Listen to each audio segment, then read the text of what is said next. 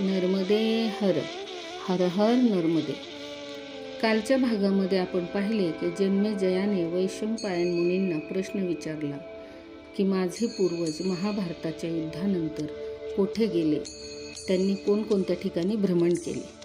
त्यावेळेस वैशंपायन मुनींनी त्यास सांगण्यास सुरुवात केली.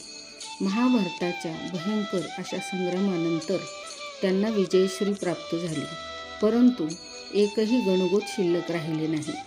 संपूर्ण नगर विधवा स्त्रिया आणि अनाथ बालकांनी भरून गेले आणि अशा प्रकारचा हा महाभारताचा संग्राम जो आहे तो सर्वांसाठीच विनाशकारी ठरला. हस्तिनापूर तर पांडवांना मिळाले, परंतु त्यांचे मन या संग्रामामुळे अतिशय भयाने ग्रासून गेले आणि या पापापासून आपल्याला मुक्ती हवी म्हणून ते सगळीकडे भ्रमण करण्यासाठी निघाले. त्यावेळेस भ्रमण करता करता ते मार्कंडेय मुनींच्या आश्रमात आले.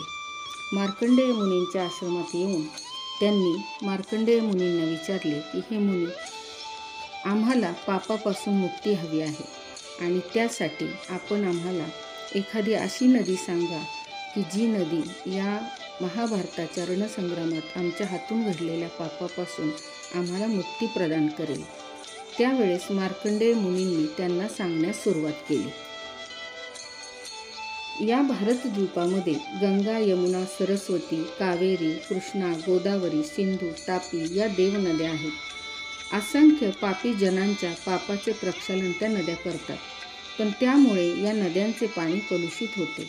या सर्व नद्या आपल्याला पुन्हा दिव्यत्व प्राप्त करून घेण्यासाठी नर्मदेच्या आश्रयाला येतात. तिच्या सहवासाने त्या पुन्हा चिरतरुण होतात.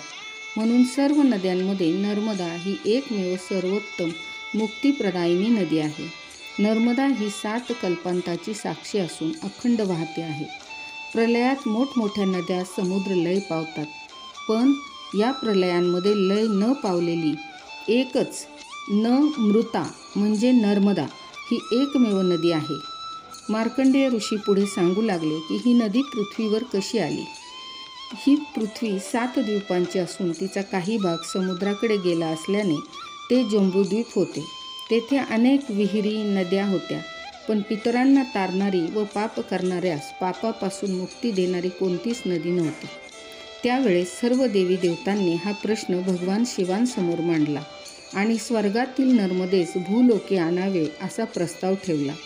तेव्हा भगवान शिव देखील विचारात पडले आणि म्हणाले, जे तुम्हाला कधीही प्राप्त होऊ शकत नाही ते तुम्ही मागत आहात, कारण नर्मदेचा वेग सहन करू शकेल असा कुठलाही पर्वत या भूतलावर नाही. तिच्या वेगाने संपूर्ण जगच जलमय होऊन जाईल. तुम्ही दुसरी कोणतीही नदी मागा. आता पाहूया पुढील भागामध्ये देवगण भगवान शिवांसमोर कुठला प्रस्ताव मांडतात.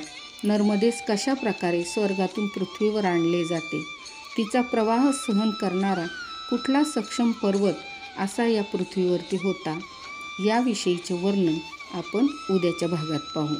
नर्मदे हर, हर हर नर्मदे.